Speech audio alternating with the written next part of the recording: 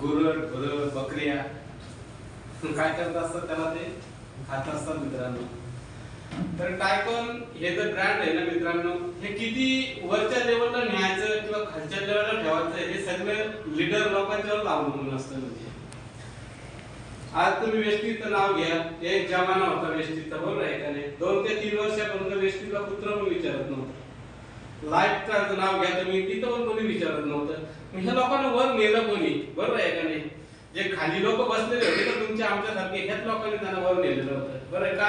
तर त्यांचे ड्रीम्स होते, बरोबर आहे का नाही? म्हणून खालच्या लोकांचा वापर केला, आज ते टॉपला आहेत म्हणजे, बरोबर आहे. मग आतापर्यंत ज्या ज्या मार्केटिंगला गेलो लोकांना फक्त ताने वाजवायला गेलो, बरोबर आहे का? त्या लोकांनी पैसा कमवला.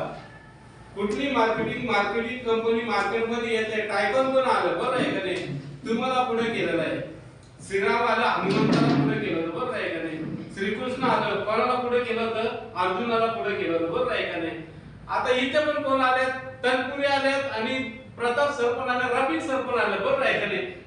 पण सला आपल्याला पुढे केलं, बरोबर आहे का? खालच्या जनतेने घेऊन काय तुम्ही पुढे आला, पण आपण जातो आणि माणूस म्हणजे, बरोबर आहे. एखादा रोज येता का मीटिंगला? नाही साहेब, आज तो ड्युटीवर जायला लागेल. येता का साहेब? नका साहेब, आता एवढे लोकांना कुठून उठून जातात. आपल्या मनामध्ये ना एखादा बिझनेस किंवा एखादी गोष्ट जर करायची असेल ना, अगोदर रात्री झोपलं, 11:15 झोपलं, जाग आली की 3:42 आता परत झोपलो काय